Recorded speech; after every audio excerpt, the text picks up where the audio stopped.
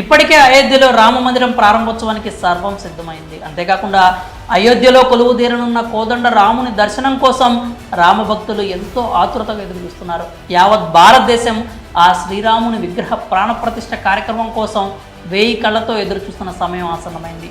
ఇంతటి అద్భుతమైన ఘట్టానికి జనవరి 22 వేదికైంది. ఇదిలా ఉంటే ఇప్పటికే అయోధ్య రామ మందిరానికి సంబంధించి నిత్యం ఏదో ఒక వార్త వైరల్ అవుతోంది. అయితే ఇటీవలే అయోధ్యలోని రామ మందిర మహాసంప్రోక్షణకి ముందు శ్రీరాముడి చిత్రంతో కూడిన 500 రూపాయల నోటు చిత్రం ఇంటర్నెట్లో దర్శనమిచ్చిన విషయం తెలిసిందే.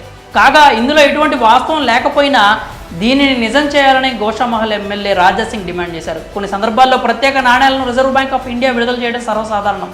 అలాగే కొందరు మహనీయులను గుర్తు చేసుకుంటూ కూడా కాయిన్స్ను విడుదల చేస్తూ ఉంటారు. ఇటీవల సీనియర్ ఎన్టీఆర్ పై వచ్చిన 100 రూపాయల నాణ్యం గురించి తెలిసిందే. ఈ క్రమంలోనే ఇప్పుడు అయోధ్యలో రామమందిర ప్రారంభోత్సవం సందర్భంగా 500 రూపాయల నోటుపై రాముని చిత్రం ముద్రించినట్లు వార్తలు, దానికి సంబంధించిన ఫోటోలు సోషల్ మీడియాలో తెగ వైరల్ అయ్యాయి. అయితే వాటిలో ఎంతవరకు నిజం లేదని తేలిపోయింది. అయితే ఇప్పుడు దీన్ని వాస్తవం చేయాలని ఎమ్మెల్యే రాజాసింగ్ డిమాండ్ చేశారు. మహారాష్ట్రలో పర్యటిస్తున్న ఆయన ఓ సభలో మాట్లాడుతూ 500 రూపాయల నోటుపై శ్రీరాముని చిత్రాన్ని ముద్రించాలని ప్రధాని మోదీకి విజ్ఞప్తి చేశారు. ఇప్పటికే ప్రపంచ దేశాల్లో కరెన్సీ నోట్లపై హిందూ దేవుళ్ల ఫోటోలను ముద్రించారని చెప్పారు.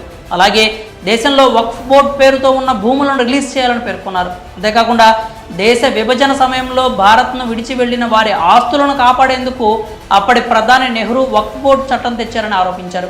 ఒక్క మహారాష్ట్రలోనే బోర్డు పేరుతో 10 లక్షల భూములు ఉన్నాయని, వాటిని మహారాష్ట్ర ప్రభుత్వం రిలీజ్ చేయాలని డిమాండ్ చేశారు. మరి 500 రూపాయల నోటుపై రాముని చిత్రం ముద్రించాలంటూ ఎమ్మెల్యే రాజాసింగ్ చేసిన విజ్ఞప్తిపై మీ అభిప్రాయాలు ఏంటో కామెంట్స్ రూపంలో తెలియజేయండి.